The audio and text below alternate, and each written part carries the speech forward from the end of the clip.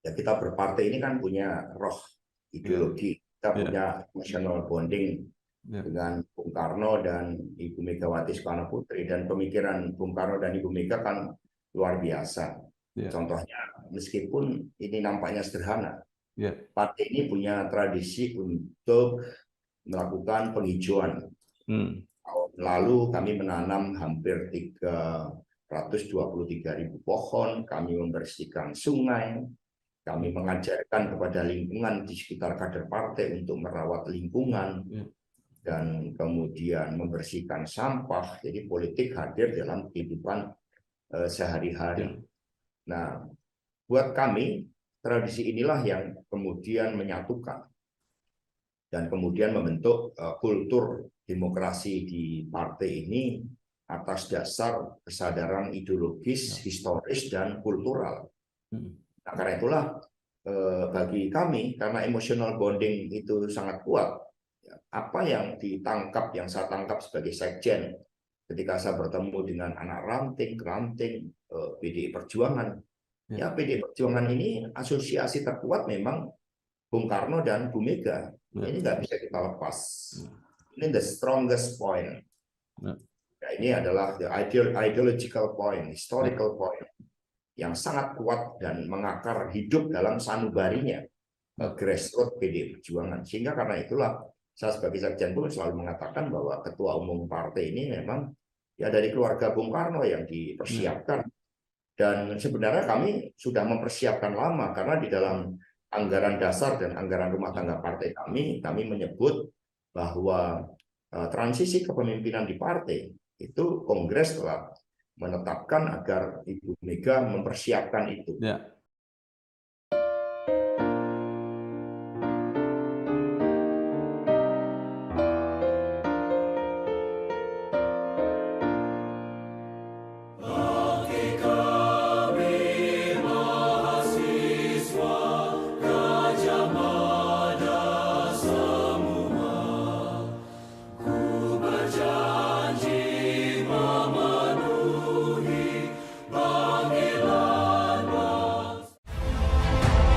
Saya Bambang Sadono di kanal Inspirasi untuk Bangsa. Ini juga pertama kali nulis IPB sebenarnya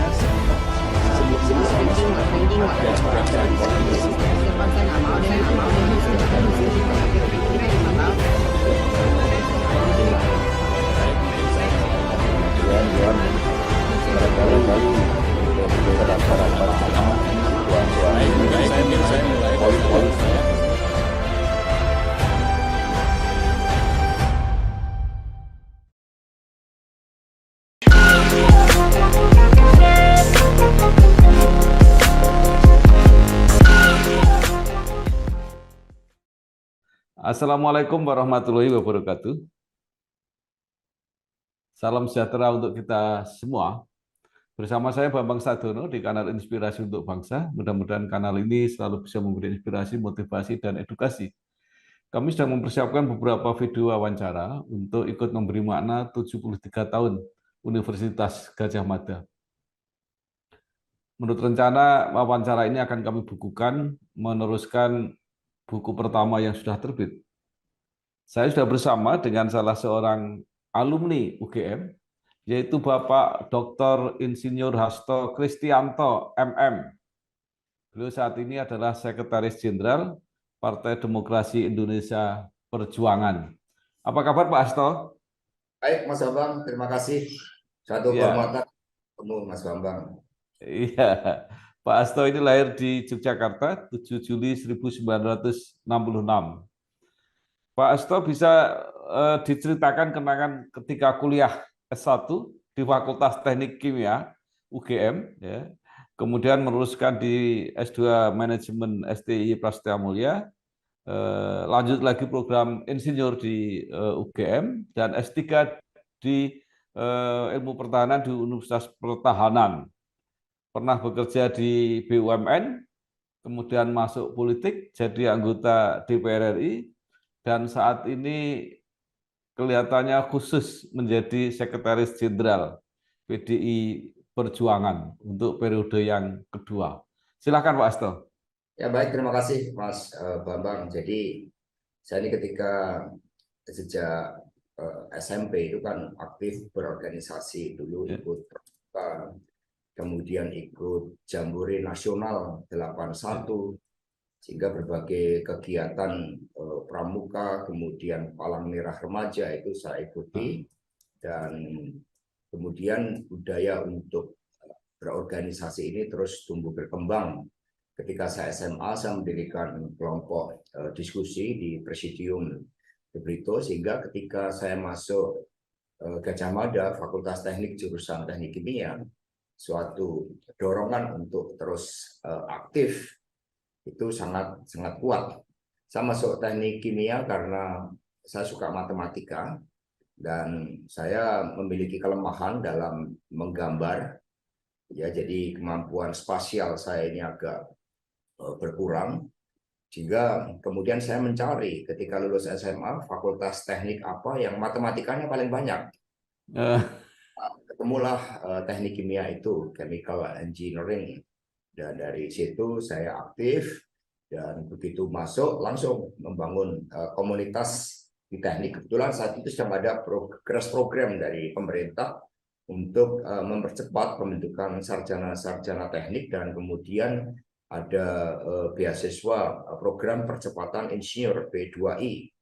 Maka saya ikut di dalam program tersebut, tetap sambil aktif sebagai mahasiswa. Tetapi nasib saya kurang bagus pada saat pemilihan ketua kelas, saya tidak terpilih. Ya, karena itulah kemudian saya tetap aktif, saya langsung berpindah haluan dari jurusan teknik kimia masuk kemudian aktif di kegiatan-kegiatan fakultas. Saya mulai ikut kegiatan pendidikan tinggi teknik ke-40 yang saya ingat persis, menghadirkan Pak Habibie saat itu sebagai Menristek. Beliau hadir dan kemudian menyampaikan visi tentang transformasi teknologi. Dan kami sangat tertarik, dari situlah kemudian saya semakin aktif di kegiatan kemahasiswaan, hingga kemudian masuk di dalam kepengurusan Senat Fakultas Teknik. Dari situlah kemudian Mas Bambang kegiatan mulai berubah. Kalau sebelumnya komitmen utama itu adalah masuk mengembangkan profesi sebagai seorang insinyur teknik kimia, ketika aktif ini kan kemudian memperluas cakrawala berpikir, apalagi bacaan-bacaan yang wajib dilakukan oleh mahasiswa yang saya aktif di Gerakan Mahasiswa Nasional Indonesia adalah di bawah bendera revolusinya Bung Karno. Kemudian buku humaniora ya dari Dik Hartoko, strategi kebudayaan yang saat itu harus menjadi bacaan wajib bagi mahasiswa, sehingga dari situlah kemudian cakrawala berpikir itu makin luas. Dan ketika saya menjadi ketua Senat, tiba-tiba ada kegiatan kampanye pada tahun 87. Bergabung dengan komunitas GMNI, kita yang penting saat itu bagi anak muda kan berbeda dengan pilihan partai orang tua. Prioritas itu karena politik konsolidasi yang dilakukan oleh Pak Harto, ya semuanya pegawai negeri itu masuknya ke Golkar. Maka kemudian kita sebagai anak muda mencari opsi yang berbeda. Dan akhirnya kami ikut pertama kalinya kampanye 87 dengan sembunyi-sembunyi, karena keluarga kita kan keluarga PNS, sehingga supaya keluarga itu nggak ada yang terkena sanksi politik, maka kemudian kami diam-diam ikut. Nah, di kampanye 87 itu saya ikut kampanye PDI. Disitulah pertama kali kami bertemu dengan Bu Mega di alun-alun utara. Saat itu saya menggunakan baju putih sebagai lambang kebangkitan generasi Demokrat kampus dalam pembaruan sistem politik di Indonesia. Karena kami pakai baju putih, kemudian mendapat preferensi oleh Mbah Tarjo saat itu untuk berdiri di depan. Dan pertama kali ketika melihat Ibu Mega, kemudian ya semacam ada kita mahasiswa membaca buku-buku Bung Karno saja sulit, tiba-tiba bertemu dengan anaknya Bung Karno. Disitulah saya berjanji bahwa suatu saat kalau kehidupan saya sudah mandiri, sudah berdikari, saya akan bergabung ke partainya Bu Mega. Tetapi kemudian saya juga ingat tanggung jawab profesi saya sebagai sarjana teknik kimia. Apalagi saya menerima 2 beasiswa, yang pertama dari P2I dan kemudian saya menerima beasiswa dari Stanford. Itu lumayan itu. Dari Stanford itu 50.000 per bulan, dari P2I itu 25.000 per bulan.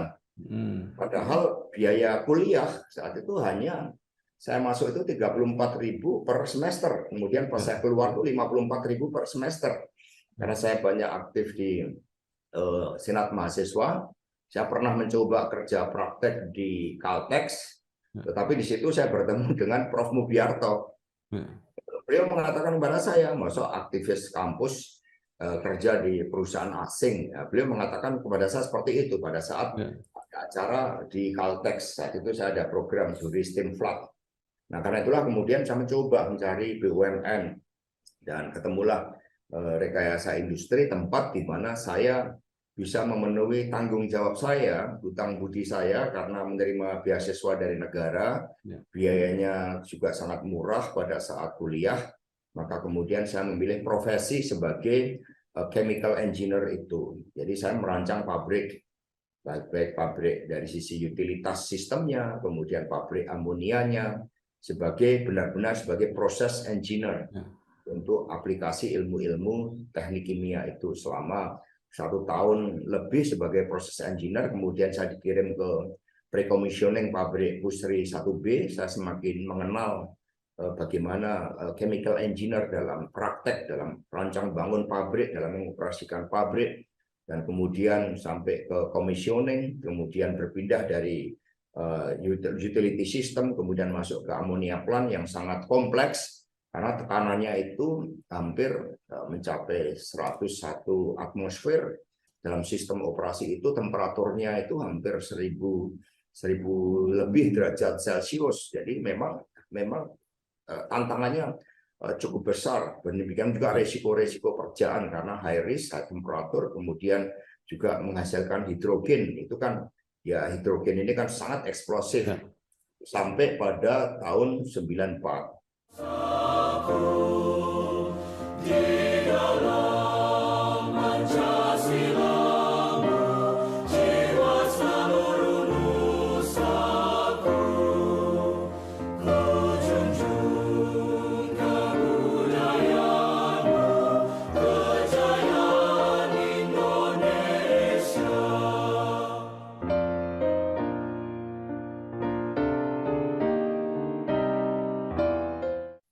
Kemudian ketika perusahaan itu mengalami krisis finansial akut, dan kemudian yang lain keluar, saya mencoba untuk terlibat dalam perusahaan yang sakit, yang telah ikut membesarkan saya. Saya masuk dan kemudian bersama dengan orang-orang muda di rekayasa industri, merancang berbagai upaya untuk recovery agar perusahaan bisa bangkit kembali. Banyak atasan saya yang kemudian nggak tahan keluar, tetapi kami mencoba untuk terus membangun optimisme di dalam perusahaan yang sulit saat itu. Dan akhirnya rekayasa industri bisa bangkit. Dan di situ saya mengalami transformasi di dalam karir saya yang semula itu sebagai project engineer, berpindah ke construction management, kemudian project management, sehingga memiliki ruang lebih untuk beraktualisasi keluar. Disitulah saya mulai bertemu pada tahun 96 dengan Pak Cornelis Lee, yaitu setelah peristiwa 27 Juli 1996. Dan kemudian akhirnya karena mereka perlu kendaraan, ada beberapa profesor dari UGM, rata-rata dosen dari Visipol yang ingin bertemu dengan Ibu Mega, tetapi nggak ada mobil. Akhirnya pakai mobil saya yang mengantar, saya jadi sopirnya ke Kebagusan tempat Bu Mega bersama dengan Pak Aryo Bimo. Ya, di situ saya ketemu Bu Mega yang kedua kali. Itu dalam tampilan yang sederhana, dan kemudian dari situlah saya terbangun kembali semangatnya untuk memenuhi janji saya pada saat kampanye tahun 87. Tetapi kemudian terjadi krisis ekonomi pada tahun 97, penuh ketidakpastian. Nah, ketika krisis, kemudian saya selalu ambil manfaat dari krisis. Tahun 2000 saya mengambil S2 Prastia Mulia, dan dari situ kemudian saya cuti karena mengikuti kongres PDI Perjuangan yang pertama di Semarang.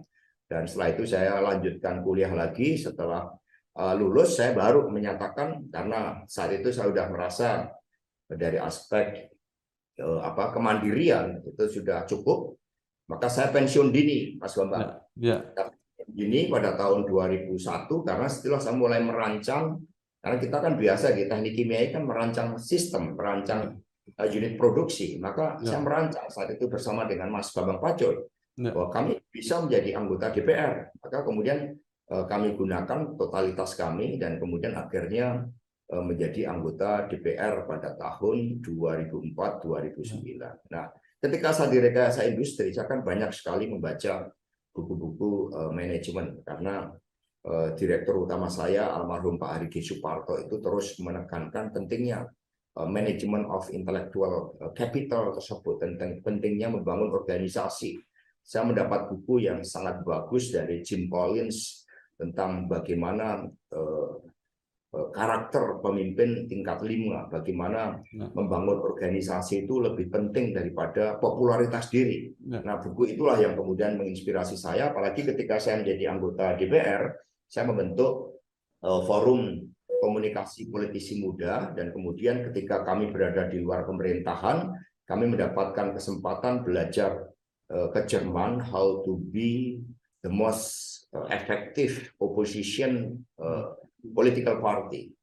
Di situ kami belajar, kami banyak mengikuti pelatihan-pelatihan, kami mengikuti political leadership academy, banyak sekali program-program pelatihan yang kami ikuti, dan kemudian di dalam forum politisi itu kami berimajinasi bagaimana suatu partai yang modern tetapi tetap kokoh pada ideologinya. Karena di dalam buku Jim Collins itu juga ditegaskan ada perusahaan yang bisa bertransformasi dari good menjadi great. Mengapa itu terjadi? Karena perusahaan-perusahaan besar seperti Citibank, seperti itu, dia tetap bertahan pada core ideologinya. Tetapi dia terus melakukan transformasi organisasi, dan itulah yang kemudian banyak saya terapkan di partai. Dengan demikian, ketika singkat cerita, ketika Pak Jokowi terpilih menjadi presiden, saya juga ditawari untuk menjadi menteri. Kemudian, tapi saya melihat bahwa suatu negara hebat, tidak ada negara hebat tanpa partai politiknya juga hebat. Tidak ada negara maju tanpa partai politiknya maju, tanpa tentu saja pendidikannya juga harus maju, tanpa perguruan tinggi yang maju, nggak akan mungkin ada negara yang hebat. Nggak ada negara hebat tanpa penguasaan ilmu pengetahuan dan teknologi. Maka kemudian saya lebih memilih untuk membangun partai. Saat itu Bu Rini Sumarno sampai, ayo Mas Hasto jadi menteri saja. Saya bilang, oh enggak, gitu. Tanpa perintah dari Ibu Mega, saya lebih memilih untuk di organisasi. Akhirnya saya total sebagai sekjen partai saat itu, dan kemudian disitulah seluruh desain yang dulu kami rumuskan pada saat saya menjadi anggota DPR, ketika banyak berlatih di Jerman tentang bagaimana partai politik yang ideal, itu kami terapkan secara penuh.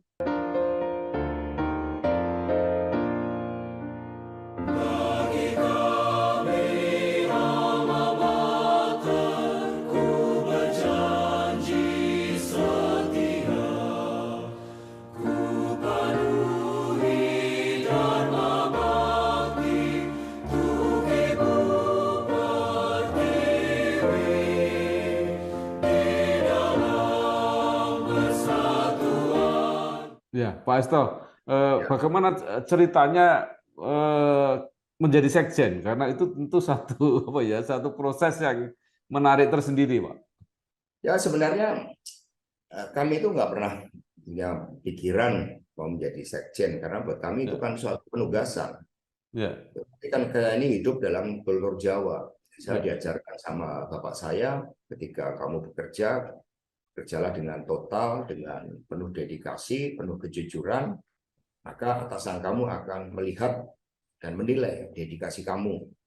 Itu ajaran dari bapak saya, dari kakek saya. Maka ya kemudian saya total saja, karena ini sangat-sangat drastis, Mas Bambang. Ketika saya di rekayasa industri, itu kan posisinya udah sebagai project manager. Secara struktural itu saya juga membawai pengembangan ya strategik bisnis di rekayasa industri. Dan kemudian ketika saya masuk partai, saya kan mulai betul-betul dari nol. Saya artinya posisi di rekayasa industri itu tidak banyak berpengaruh. Saya masuk ke partai modalnya laptop dan printer sama infocus. Dan kemudian di situ saya masuk dengan penuh dedikasi karena ketika saya pensiun dini dari rekayasa industri kan saat itu tahun 2001 saya menerima karena saya sebelumnya mengeksekusi proyek yang sangat berhasil yang menjadi masterpiece saya dan kemudian saya mendapat pesangon tahun 2001 itu hampir 400 juta saat itu. Ketika saya pensiun. Nah, dana inilah ya separuh saya pakai untuk total aktif di partai dan kemudian saya mulai menjadi tukang ketik, menjadi notulen rapat. Nah, tapi orang banyak yang menganggap wah notulen rapat itu apa? Gitu. Masuk habis dari BUMN project manager tiba-tiba jadi notulen rapat. Tetapi karena notulen rapat itulah saya bisa mengetahui bagaimana pemikiran-pemikiran strategis dari Ibu Megawati Soekarno Putri. Saya catat itu dalam laptop saya peristiwa yang sangat penting dan tentu saja dari proses itu saya mengenal dengan baik bagaimana Ibu Mega mengambil keputusan, pandangan beliau terkait dengan bangsa dan negara, dan itu banyak kemudian kami kombinasikan dengan ilmu-ilmu manajemen, ya kemudian kami jadikan sebagai landasan di dalam proses transformasi organisasi kepartean. Kebetulan saya itu sekjennya Pak almarhum Sucipto yang memang membuka ruang yang begitu besar bagi tampilnya anak muda dan wakil sekjennya adalah Mas Pramono Anung yang mana kami banyak diskusi tentang bagaimana manajemen partai yang modern tetapi tetap berohkan kerakyatan itu. Ya kami ngalir saja Mas Bambang, saya nggak pernah merencanakan mau jadi sekjen di situ dan kemudian ketika Mas Cahyo almarhum menjadi sekjen, saya menjadi wakil sekjen. Nah di situ proses terus menerus. Tapi rupanya kan Ibu Mega ini mengamati dengan detail setiap DPP partai. Beliau memberikan penugasan-penugasan. Karena sama dengan di dalam buku Jim Collins tadi itu nggak mungkin ada suatu loncatan kepemimpinan tanpa memahami seluruh roh dari organisasi yang dipimpinnya.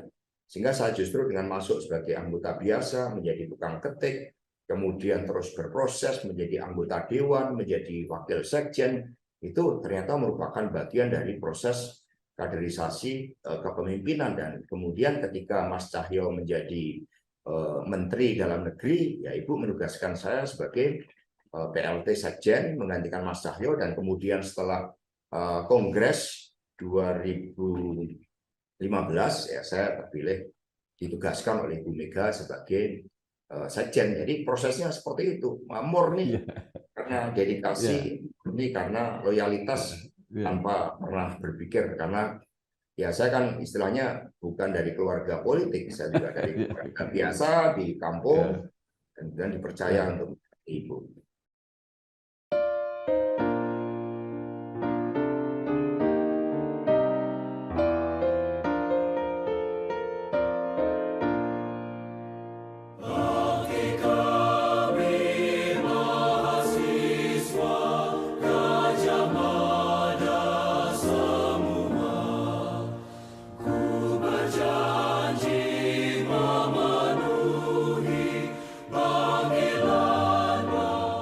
Ya, Pak Hasto, ada yang menarik. Ketika Pak Pramono Anung, Pak Cahyokumolo menjadi sekjen, beliau tetap menjadi anggota DPR RI. Tetapi Pak Hasto jangankan menjadi ditawari menteri, jadi anggota DPR aja enggak. Itu perintah Bu Mega atau seperti apa, Pak? Itu muncul dari kesadaran karena sebenarnya saya ikut pemilu 2009. Itu pemilu yang liberal, pemilu yang berdasarkan spirit individual. Dalam pemilu 2009 itu kemudian semua pasang foto. Ini orang yang nggak bisa masang foto saya di pinggir-pinggir jalan seperti itu. Jadi Ya. saya ini juga mengajar ideologi di partai. Saya di sekolah partai itu mengajar ideologi, mengajar ADART partai, sistem politik, kemudian juga mengajar strategi pemenangan pemilu, manajemen organisasi. Itu mata kuliah di sekolah partai di mana saya menjadi pengajarnya. Nah, ketika pemilu sangat liberal, sangat individualistik, ini kan bertentangan dengan saya, dengan Nurani. Maka 2009 saya bersama dengan Pak Heri Ahmadi, saya sama sekali nggak pasang gambar saya, satupun baliho yang ada gambar saya nggak pasang di situ, karena spiritnya berbeda. Berpartai itu spirit gotong royong, spirit kolektivisme, dan bagi saya gambar yang dipasang itu hanya gambar Bung Karno, gambar Mega, dan gambar partai. Maka saya nggak bisa, di situ saya tidak terpilih. Dan kemudian karena jiwanya sudah di partai, ya saya total di partai. Dan kemudian sama 2000, kemudian 14 saya sebagai PLT Sekjen kan bisa, 2014 maaf saya masih sebagai wakil Sekjen, tapi sebagai DPP partai saya bisa memilih dimanapun untuk nomor 1. Tapi lagi-lagi sistem pemilunya proporsional terbuka yang bertentangan, dan saya tidak bisa memasang gambar saya berdiri di pinggir-pinggir jalan, saya nggak bisa itu seperti itu. Sampai sekarang saya sebagai Sekjen, ketika saya ke daerah ada orang masang gambar saya tegur dari daerah. Jadi pasang saya itu nggak perlu populer dengan memasang gambar-gambar saya. Maka gambar-gambar saya nggak pernah dipasang di dalam acara partai. Itu permintaan saya. Dengan demikian 2019 sama. Sebagai Sekjen saya bisa memilih di daerah manapun dalam posisi nomor 1. Tapi saya lihat saya pernah menjadi anggota Dewan 5 tahun. Bagi saya cukup lah pengalaman menjadi anggota Dewan 5 tahun itu, sehingga agenda-agenda di partai ini kan dari arahan Ibu ini kan banyak sekali yang terakumulasi di dalam pikiran dan catatan harian saya. Itu banyak sekali yang belum dijalankan tentang PDI Perjuangan ini. Maka meskipun PDI Perjuangan sudah menjadi partai modern, kita menjadi partai satu-satunya di Asia yang memiliki ISO 9001-2015, kami 3 tahun berturut-turut menjadi partai dalam kategori informasi ke publiknya itu terbuka dibandingkan dengan partai yang lain. Terus kami membangun kantor partai menjadi aset partai yang tidak boleh diperjualbelikan. Kami membangun sekolah partai, sehingga saya atas kesadaran tidak menjadi anggota dewan itu atas kesadaran. Demikian pula pada tahun 2019 Ibu Mega bertanya kepada saya, kamu ini bagaimana? Apakah kamu tetap sekjen atau kamu mau menjadi menteri? Pada bulan Mei, itu seingat saya Mei 2019. Di situ. Nah, pemilu kan April ya. Sudah menang Pak Jokowi. Lalu saya jawab pada Ibu, ya sekiranya Ibu masih memerlukan saya sebagai sekjen, saya lebih memilih sebagai sekjen. Saya dimarahin sama Ibu. Kamu ini gimana? Kamu tanya pada keluarga kamu dulu, keluarga besar kamu. Siapa tahu keluarga besar kamu ingin kamu jadi menteri. Kata Ibu Mega seperti itu. Lalu saya jawab, ini karena Ibu terpilih kembali sebagai ketua umum, melalui di mana aspirasi pada saat Rakernas saat itu mengharapkan Ibu Mega masih sebagai ketua umum. Sekiranya Ibu masih memerlukan saya sebagai sekjen, ya saya lebih memilih sebagai sekjen mendampingi Ibu. Kalau jadi menteri itu udah banyak, Bu. Saya bilang kayak gitu, dan bisa mendampingi itu suatu kehormatan bagi saya. Saya bilang kayak gitu.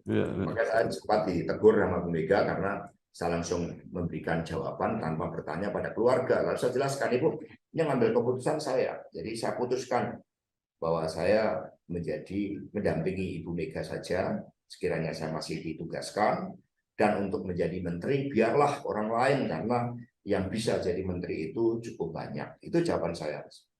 Assalamualaikum warahmatullahi wabarakatuh. Saya Dr. Andos M. Taufik HZ MHI, Wakil Ketua Komisi Yudisial Republik Indonesia, mengucapkan Dirgahayu Universitas Gadjah Mada ke-73 tahun. Teruslah bertransformasi menjadi rumah ilmu bagi putra-putri bangsa yang mendidik dengan mengutamakan karakter Pancasila. Salam Kaya Sakti, lebih cepat, lebih pasti.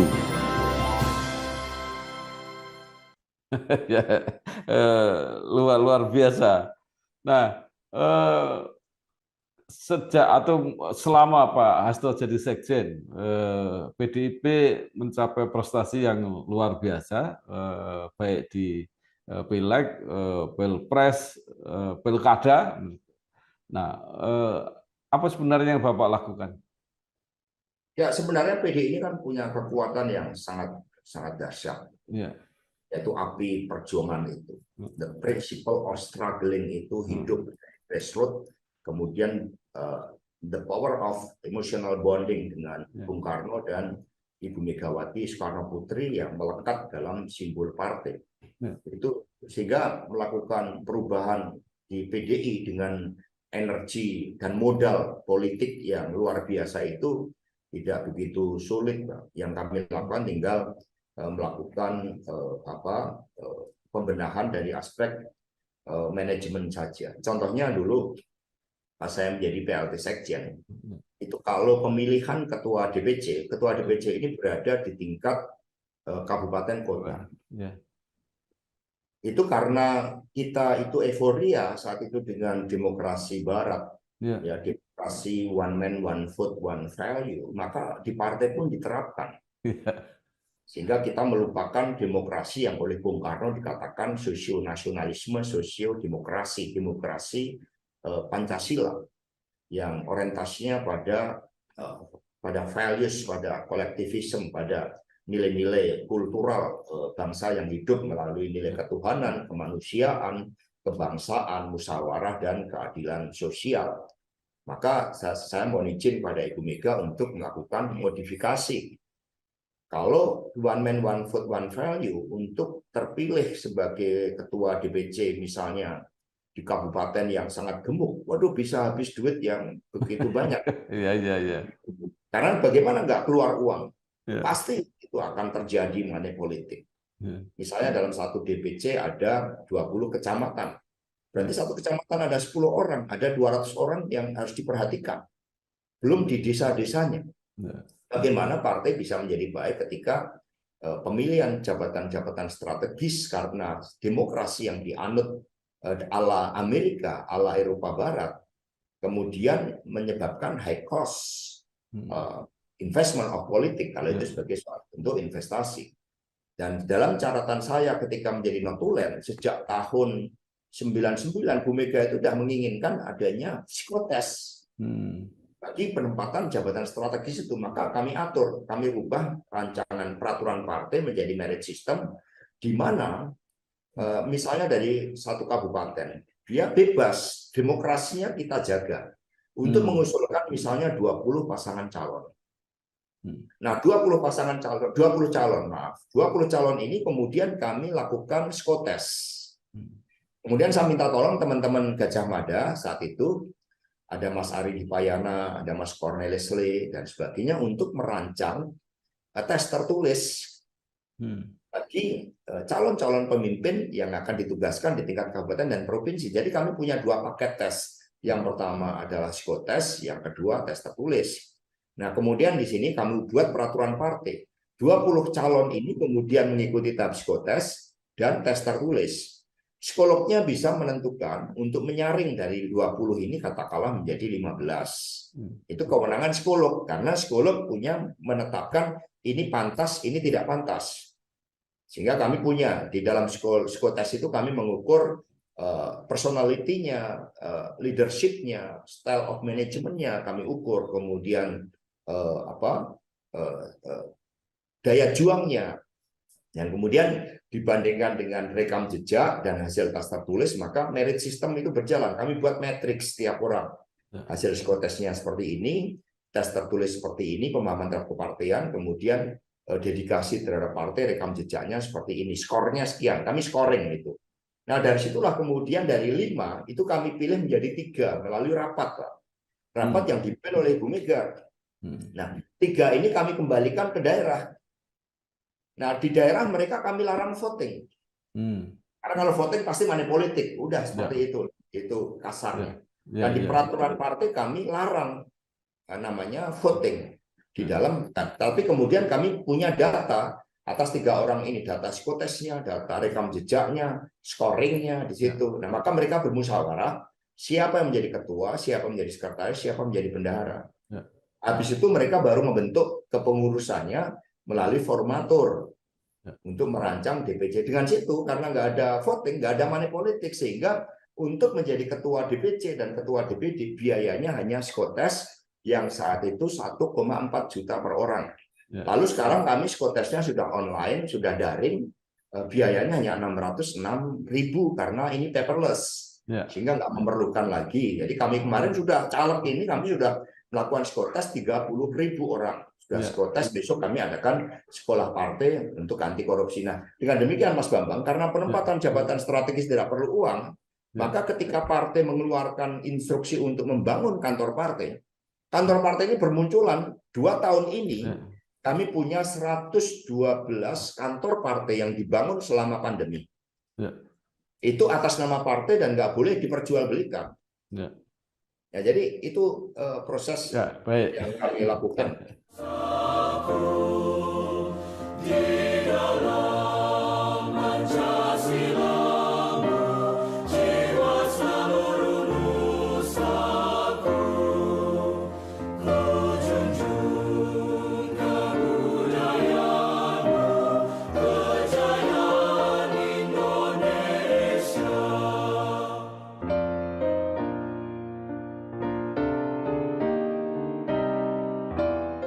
Luar biasa Pak Hasto. Nah, sekarang yang menarik menjelang 2024 ya, kalau soal pileg tidak perlu diragukan lah ya persiapan PDIP. Tapi kelihatannya yang agak agak sibuk gitu, agak menjadi wacana kan persiapan Pilpres. Apa yang sebenarnya terjadi Pak Hasto? Ya ini kan udah proses yang biasa. 2014, 2019 kita ngalami hal yang sama. Yang membedakan ini 2024 ini kan terjadi regenerasi menyeluruh. Pak Jokowi sudah 2 periode. Nah, kemudian juga regenerasi di kalangan rakyat. Ada generasi milenial, ada generasi Z. Dan menurut kami yang tidak siap ini kadang-kadang kan elitnya. Termasuk ya kalau dulu itu misalnya ini mohon maaf bukan maksud mendiskreditkan kalau relawan. Yang relawan ini sesuai dengan namanya, itu ya namanya kan relawan itu ya memang dibentuk dengan volunteerisme dan kemudian membantu calon ketika calonnya udah menang, udah. Ini kan kemudian mereka kan juga ada yang menempati jabatan-jabatan strategis. Nah gini, jadi ada beberapa juga yang di kalangan elit ini sepertinya kan tidak siap. Padahal pemilu itu KPU sudah mengatur tahapan-tahapannya. Nah, bagi PD Perjuangan, kita berpemilu, berdemokrasi itu kan diajarkan oleh Bu Mega setia pada konstitusi, setia pada undang-undang dan aturan main. Aturan main, calon presiden dan wakil presiden kan baru daftarkan pada bulan Oktober. Lalu berpolitik tidak boleh kehilangan konteks. Konteks sosial, politik, ekonomi saat ini, itu rakyat kan juga sedang susah akibat dampak pandemi yang belum selesai, kemudian ada perang Rusia, Ukraina. Harusnya fokus kita membantu Pak Jokowi, menteri-menterinya membantu Pak Jokowi, agar Pak Jokowi membuat legacy maksimum, khususnya mengatasi masalah ekonomi akibat pandemi dan tekanan global ini. Ini sebagai skala prioritas. Nah, yang sering memikul genderang lebih awal ini kan para elit. Sepertinya mereka kan tidak siap. Ada proses pergantian kekuasaan pada tahun 2024 ini. Rakyat sudah dewasa. Rakyat memahami tahapan-tahapannya, rakyat juga memerlukan uluran tangan dari seluruh elit politik agar fokus sekarang di pembenahan masalah ekonomi, masalah pendidikan. Mas Bambang, pendidikan kita ini kan UGM, ini kan kita banggakan bersama. Tetapi dalam ranking internasional, UGM ini kan peringkatnya 143, meskipun dikatakan tertinggi di Indonesia. Tapi kalau kita bandingkan dengan National University of Singapore, peringkat 11, pendidikan kita ini masih jauh. Budaya literasi kita ini sangat rendah. Penguasaan ilmu pengetahuan dasar itu sangat kurang. Matematika, budaya numeriknya. Jadi masalah di luar capres-cawapres itu sangat banyak yang bisa kita selesaikan bersama. Ini yang seharusnya kita gelorakan. Pilpres ada tahapannya. Jadi ngapain ribut-ribut di awal? Yang ribut-ribut di awal itu biasanya khawatir kehilangan posisi ketika terjadi ya proses pemilu pada tahun 2024 yang akan datang. Kalau kita ikut aja tahapannya, partai siap. Kami lebih memilih pelatihan saksi daripada hiruk pikuk yang malah justru meningkatkan berbagai risiko-risiko politik, apalagi kemudian dengan pengerahan massa dan sebagainya. Lebih baik kita berbicara tentang bagaimana desain masa depan agar Indonesia bisa menjadi bangsa hebat, agar pendidikan kita bisa lebih hebat dari Singapura, dari Malaysia, dari Thailand, agar kita bisa menjadi bangsa yang berani berdiri sejajar dengan Amerika di dalam kualitas pendidikan kita. Itu kan yang seharusnya semangat yang kita bangun, bukan memperebutkan hal-hal yang sebenarnya sudah diatur oleh KPU. Pak Hasto, kelihatannya Ibu Megawati Soekarno Putri ini memang memegang kebijakan yang sangat dominan di PDIP. Nah, maksud saya begini, apakah dalam jangka panjang ini lebih menguntungkan, artinya nilai lebih untuk PDIP, atau PDIP ke depan tidak mulai belajar untuk menyerahkan keputusan kepada forum yang lebih luas gitu. Banyak yang tidak memahami bahwa kekuasaan yang diberikan oleh Kongres kepada Ibu Mega itu karena kesadaran. Jadi sebagai bagian dari kultur demokrasi yang dibangun, karena memang peran Ibu Mega yang di dalam buku Jim Collins Good to Great itu, beliau adalah kepemimpinan tingkat 5 yang membangun organisasi partai lebih penting daripada popularitas diri. Jadi kepemimpinan Ibu Mega ini kepemimpinan membangun organisasi, kepemimpinan yang demokratis. Maka kami partai berkembang, ya, termasuk tadi dalam menerapkan psikotes. Kami satu-satunya partai yang punya sekolah partai, kami punya badan penanggulangan bencana, kami satu-satunya partai yang punya badan kebudayaan, sertifikasi manajemennya ber-ISO. Berbeda dengan ketua umum partai lain yang lebih menempatkan pada sentralistik. Ada salah satu ketua umum yang ya dia betul-betul sebagai partai itu sebagai corporate, yang semua digaji, tapi semua keputusannya itu direction dari ketua umum, tidak melalui rapat. Kalau Bu Mega ini melalui rapat, beliau itu mendengar. Sekarang ini kita sudah 132 kali rapat ya selama pandemi. Jadi rapat ini kami hitung terus 132, sehingga beliau memberikan direction dalam forum. Di dalam forum rapat semua boleh menyampaikan pendapatnya. Jadi bukan berarti kemudian Ibu Mega mengambil keputusan tanpa mendengarkan masukan dari yang lain. Justru ada partai-partai lain yang nampaknya demokratis, tetapi stylenya itu mengelola partai itu sebagai korporasi yang dihitung investasi politiknya, yang dihitung the return of investment. Itu banyak yang melakukan itu. Kalau Ibu Mega enggak, betul-betul. Sehingga kami bergerak dengan keyakinan karena kami membangun organisasi partai. PD Perjuangan hadir sebagai partai yang solid. Kalau kita lihat banyak partai yang mohon maaf karena persoalan internalnya. Sehingga justru dengan menempatkan Kongres memberikan kewenangan pada Ibu Ketua Umum, ini nggak ada yang bermain-main. Bayangkan kalau misalnya banyak orang dikasih kewenangan, wah mereka bisa belanja kiri kanan dengan tradisi demokrasi ala PDI Perjuangan, di mana direction itu menempatkan pemimpin sebagai pemegang hikmat kebijaksanaan dalam permusyawaratan perwakilan. Maka PDI ini hadir sebagai partai yang sangat solid. Tugas saya sebagai sekjen menyiapkan segala sesuatunya, misalnya pelatihan saksi, ya, kemudian sayap-sayap partai, misalnya ada relawan demokrasi yang kemudian kita rancang untuk melakukan advokasi pada rakyat, Taruna Merah Putih untuk penggalangan pada pemuda, Banteng Muda Indonesia untuk masuk ke kampus-kampus. Itu tugas organisasi yang kami siapkan, sehingga ketika Ibu Mega mengambil keputusan, semua sudah siap. Nah, kami menghormati partai lain. Kalau partai lain mau mengumumkan, ya monggo, karena itu kan kedaulatan setiap partai. Tapi cara PDI Perjuangan, ya kami menunggu momentum, kami mengikuti tahapan, dan semua dilakukan dengan penuh kalkulasi, karena yang dipersiapkan oleh Ibu Mega adalah sosok pemimpin yang punya tanggung jawab, pemimpin yang kokoh, pemimpin yang berani mengambil keputusan pahit meskipun tidak populer, tetapi bagus bagi masa depan bangsa dan negara.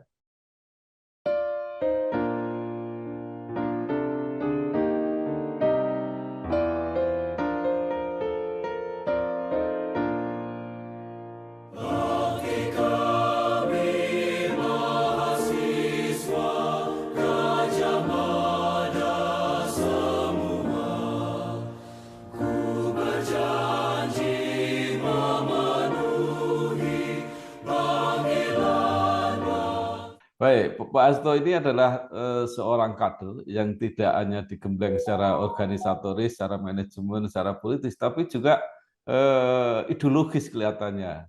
Apalagi Bapak S3-nya itu disertasinya tentang pokok-pokok pikiran Bung Karno, menjadi geopolitik yang dia. Ini apa yang bisa diceritakan, Pak Hasto?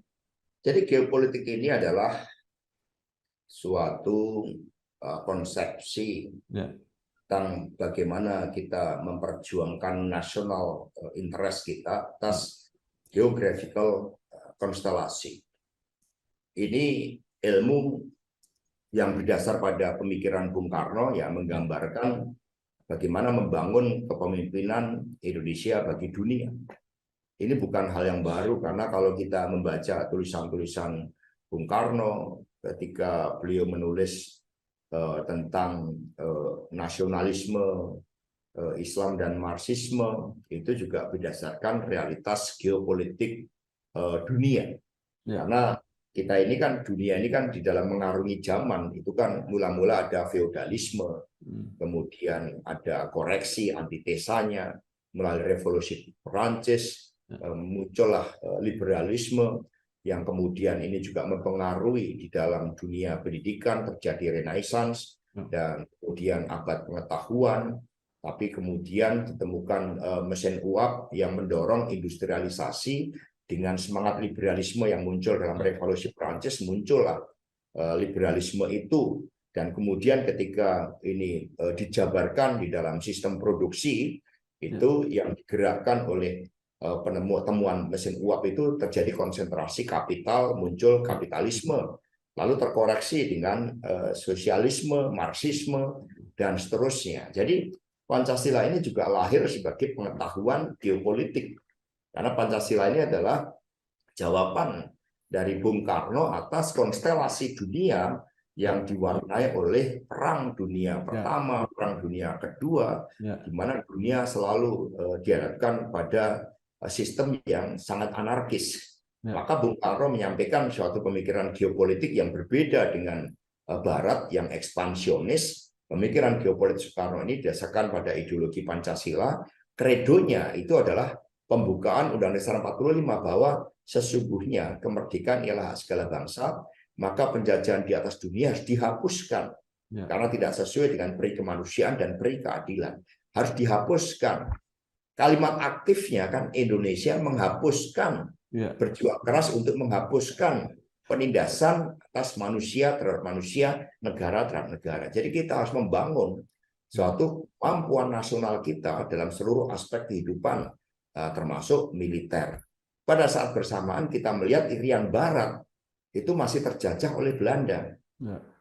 Nah, maka pemikiran geopolitik Soekarno ini menghasilkan suatu apa yang disebut sebagai the art of diplomacy di dalam memperjuangkan national interest kita, dan kemudian juga melahirkan suatu Soekarno thoughts, Soekarno leadership style di dalam memperjuangkan kepentingan nasional Indonesia dalam konstelasi global. Dan akhirnya singkat cerita Irian Barat bisa masuk ke pangkuan bumi pertiwi, dan disitulah konsepsi geopolitik Soekarno itu terpenuhi, bahwa dari Sabang sampai Merauke ini bukan rangkaian 4 kata, tetapi ini adalah satu national state, satu cita-citanya nasional, satu jiwa kebangsaan yang menatap masa depan dunia berada di Pasifik. Dan kemudian kita dengan seluruh imajinasi dan pemikiran Bung Karno, kita bisa menjadi pemimpin di antara bangsa-bangsa di dunia. Bahkan yang banyak nggak tahu,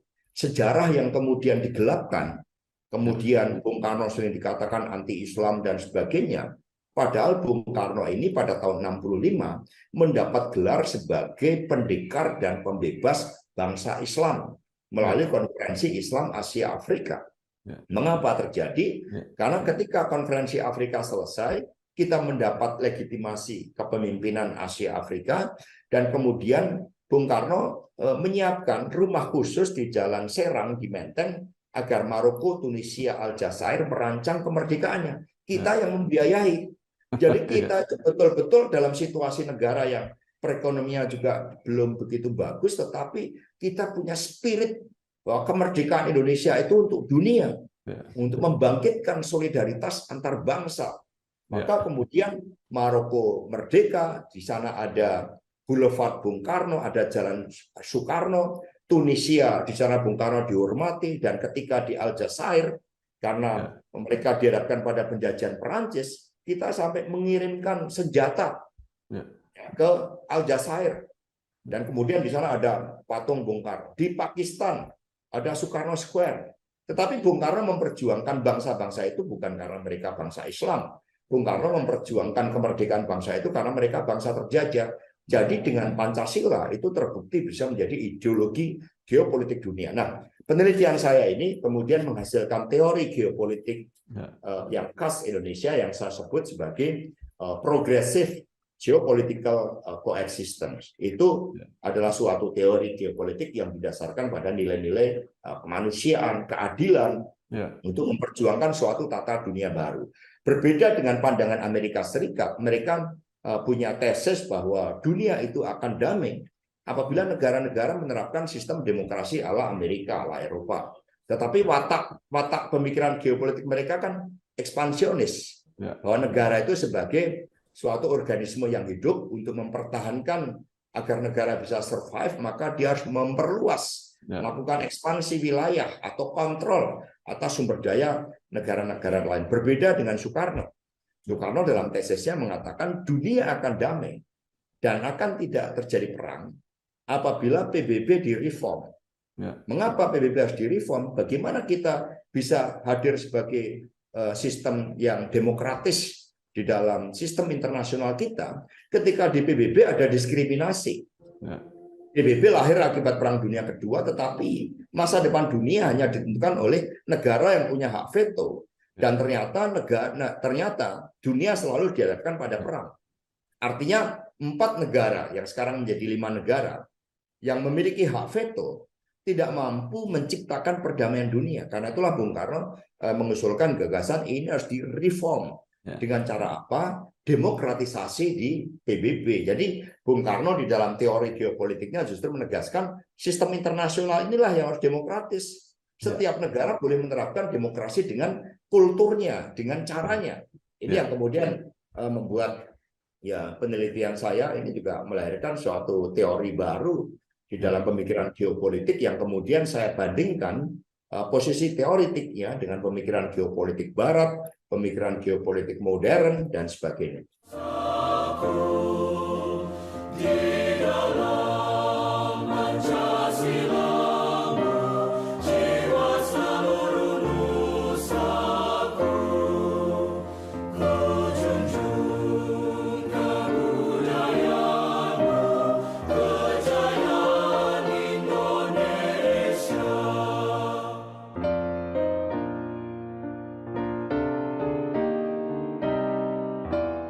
Ya, menarik sekali Pak Asto. Mudah-mudahan ini nanti bisa berkembang dan meluas. Nah, saya akan kembali sedikit tentang wacana mengenai PDIP. Banyak yang mengatakan bahwa saat ini sudah mulai persiapan bagaimana nanti kepemimpinan PDIP pasca Ibu Mega. Nah, itulah yang kemudian muncul menjadi letupan-letupan kecil. Kalau pandangan Pak Asto sendiri seperti apa? Ya, kita berpartai ini kan punya roh ideologi, kita punya emotional bonding dengan Bung Karno dan Ibu Megawati Soekarno Putri, dan pemikiran Bung Karno dan Ibu Mega kan luar biasa. Contohnya, meskipun ini nampaknya sederhana, partai ini punya tradisi untuk melakukan penghijauan. Lalu kami menanam hampir 323.000 pohon, kami membersihkan sungai, kami mengajarkan kepada lingkungan di sekitar kader partai untuk merawat lingkungan, dan kemudian membersihkan sampah. Jadi politik hadir dalam kehidupan sehari-hari. Nah, buat kami, tradisi inilah yang kemudian menyatukan dan kemudian membentuk kultur demokrasi di partai ini atas dasar kesadaran ideologis, historis, dan kultural.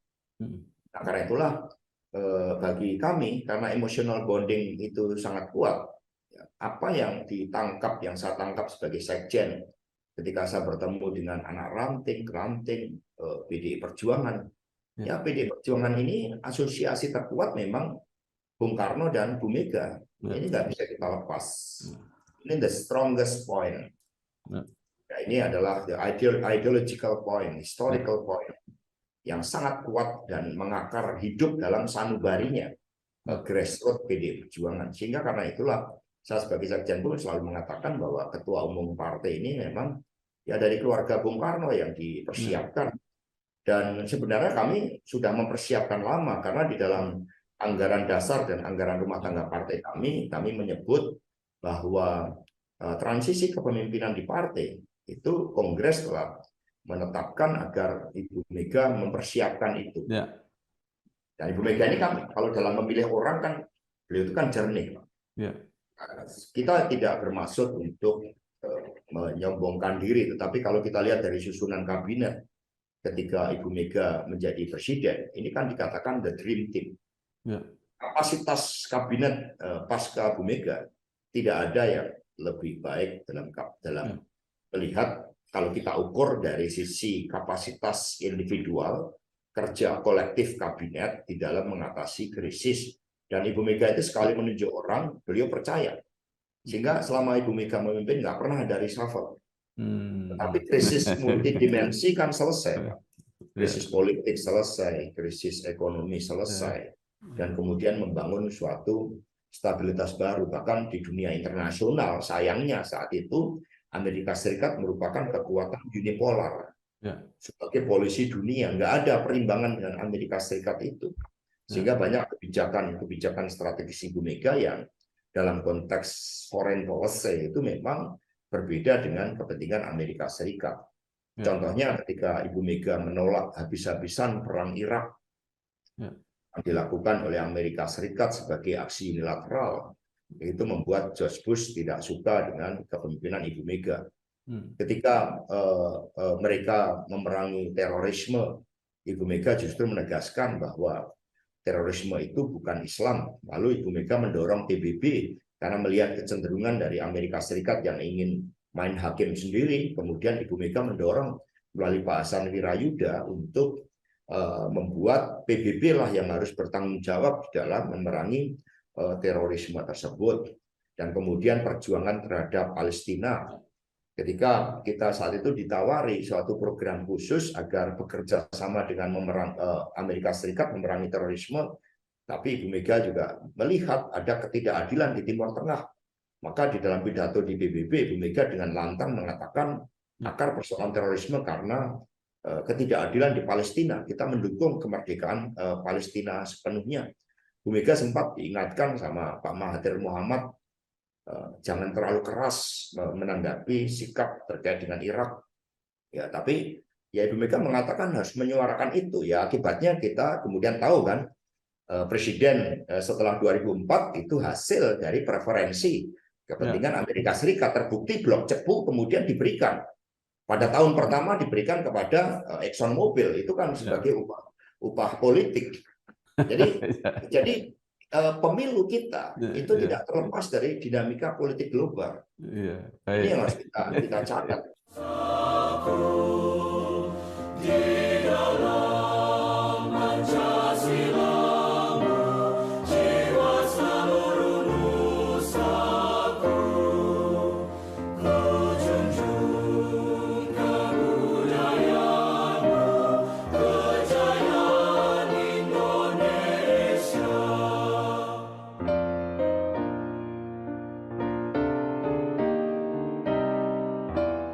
Ya, menarik sekali Pak Hasto. Mudah-mudahan ini nanti bisa berkembang dan meluas.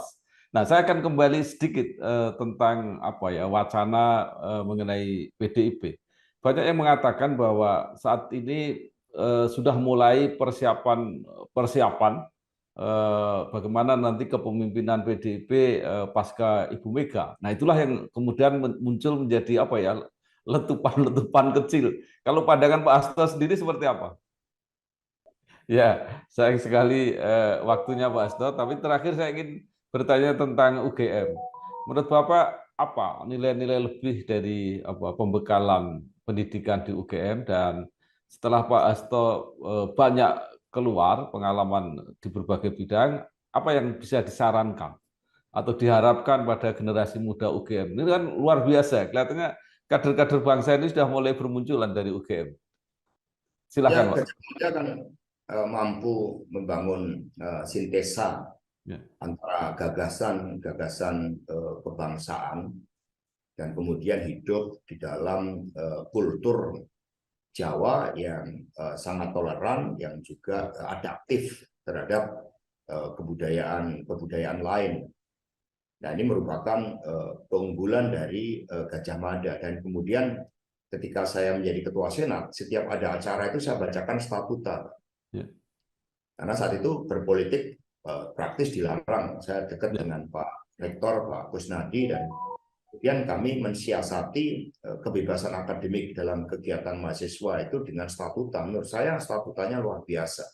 Karena dalam paragraf pertama yang saya masih agak ingat itu kan dikatakan hak hidup Universitas Gajah Mada berasal dari kancah perjuangan revolusi kemerdekaan Indonesia, dan hak hidup itu ditunikan pada fungsi-fungsi akademik, penguasaan ilmu pengetahuan, teknologi bagi kemajuan bangsa, tetapi yang menyatu dengan nilai-nilai kemanusiaan. Dan ini sama dengan pidato Bung Karno ketika menerima Dr. honoris causa dari UGM, bahwa ilmu pengetahuan tanpa amal, tanpa nilai-nilai kemanusiaan itu akan sia-sia.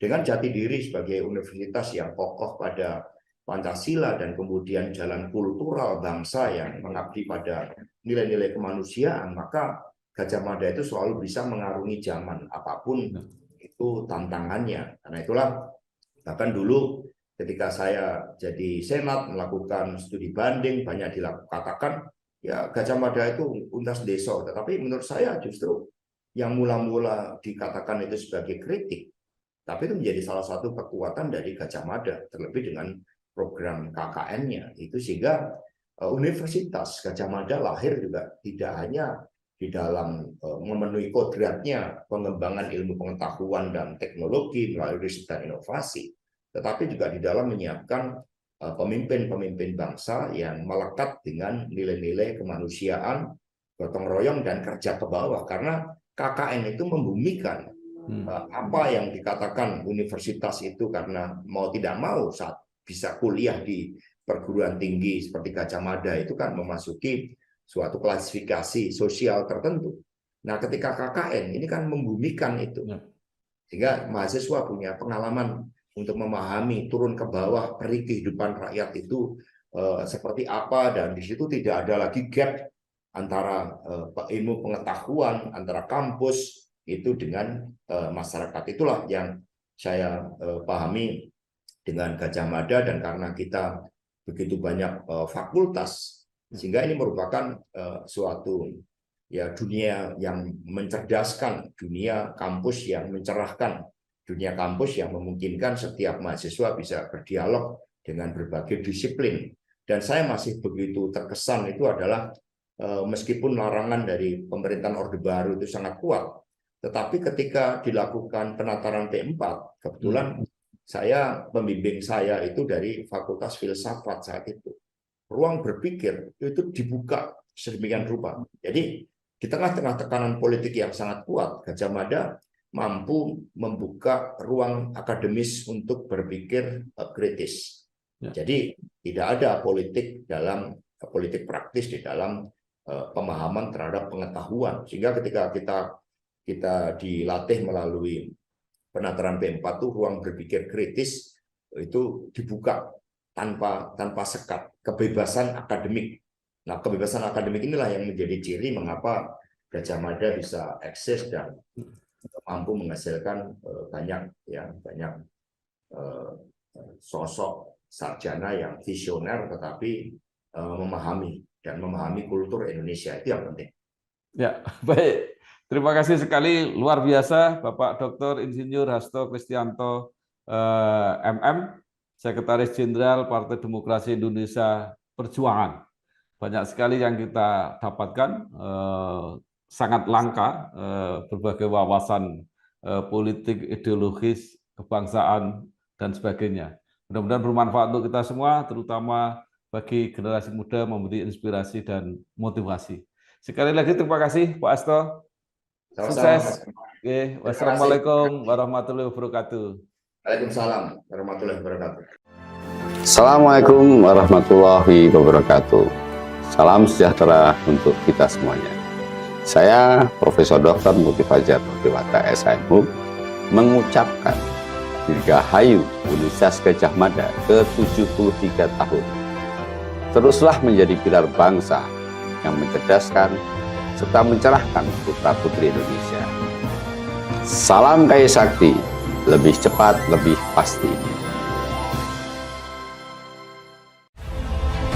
Nama saya Bambang Sadono di kanal Inspirasi untuk Bangsa.